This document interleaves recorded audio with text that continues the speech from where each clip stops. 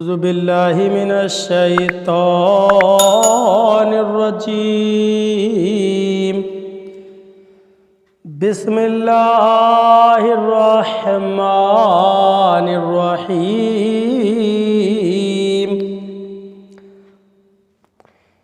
يسبح لله ما في السماوات وما في الأرض له الملك وله الحمد وهو على كل شيء قدير۔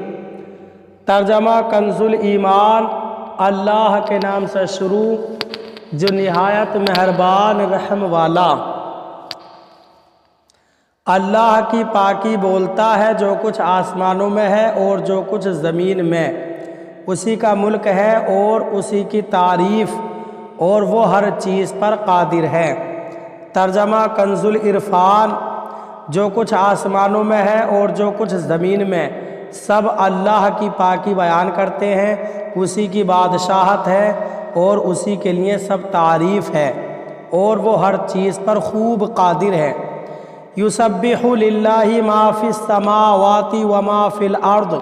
جو کچھ آسمانوں میں ہے اور جو کچھ زمین میں، سب اللہ کی پاکی بیان کرتے ہیں۔ اس آیت میں اللہ تعالیٰ کی 4 شانیں بیان ہوئی ہیں۔ 1، جو کچھ آسمانوں اور زمین میں موجود ہے سب اللہ تعالیٰ کی پاکی بیان کرتے ہیں۔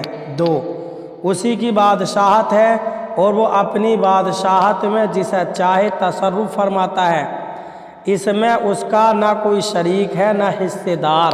3، تمام تعریفیں اسی کے لیے ہیں کیونکہ سب نعمتیں اسی کی ہیں۔ 4، وہ ہر چیز پر قادر ہے اور کسی معنی اور رکاوٹ کے بغیر جو چاہتا ہے جیسا چاہتا ہے کرتا ہے۔ هو الذی خلقکم فمنکم کافر ومنکم مؤمن واللہ بما تعملون بصیر۔ ترجمہ کنز الایمان۔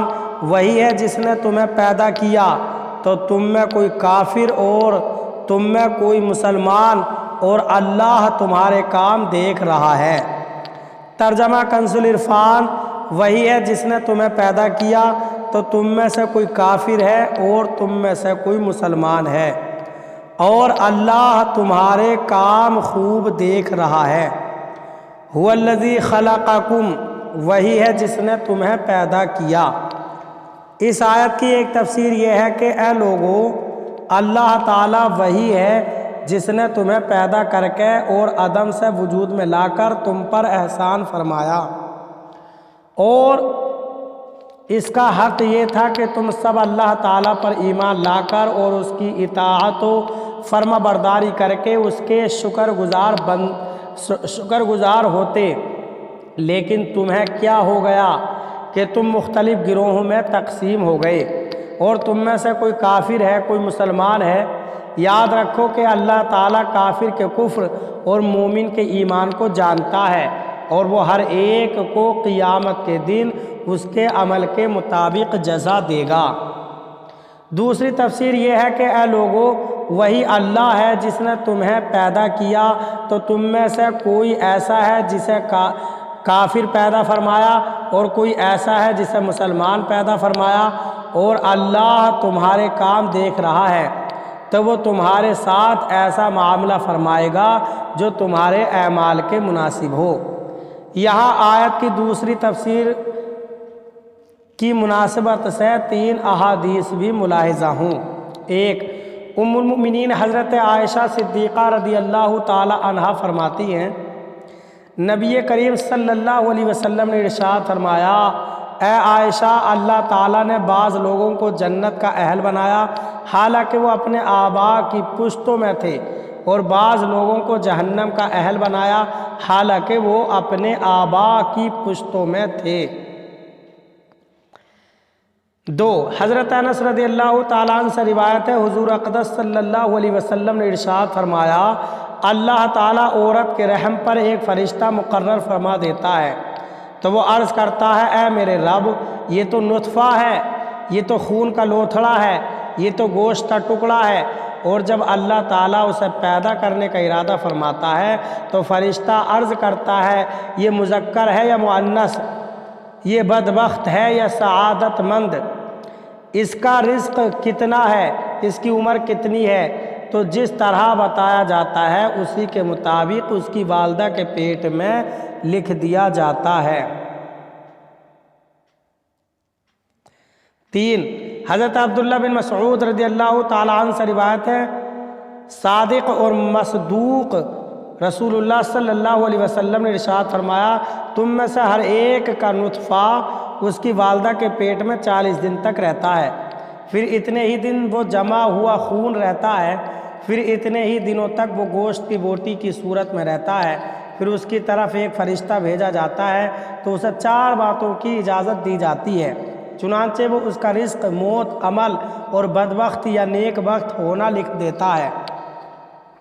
پھر اس کے اندر روح پھونکی جاتی ہے، پس تم میں سے کوئی اہل جنت جیسے عمل کرتا رہتا ہے یہاں تک کہ اس کے اور جنت کے درمیان صرف گز بھر کا فاصلہ رہ جاتا ہے، تو اس پر لکھا ہوا غالب آتا ہے اور وہ اہل جہنم جیسے کام کرنے لگتا ہے حتیٰ کہ جہنم میں داخل ہو جاتا ہے، اور تم میں سے کوئی اہل جہنم جیسے عمل کرتا رہتا ہے یہاں تک کہ اس کے اور جہنم کے درمیان صرف گز بھر کا فاصلہ رہ جاتا ہے، تو اس پر لکھا ہوا غالب آ جاتا ہے اور وہ اہل جنت جیسے عمل کر کے جنت میں داخل ہو جاتا ہے۔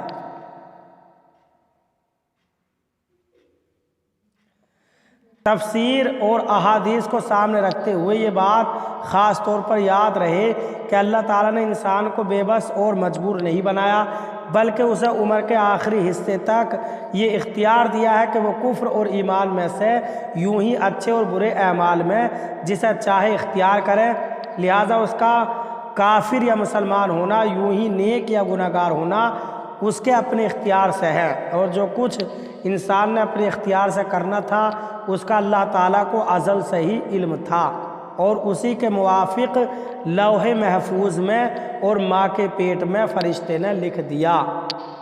اللہ تعالیٰ ہمیں قرآن کریم پر عمل کی توفیق عطا فرمائے۔ برادران اسلام، آپ تمامی حضرات سے گزارش کی جاتی ہے کہ خود بھی قرآن کریم کی تلاوت، ترجمہ اور تفسیر سماعت کیجیے، اپنے عزیز و اقارب اور رشتہ دار کو بھی شیئر کیجیے تاکہ آپ اس کے ذریعے صدقہ جاریہ کے مستحق ہو جائیں۔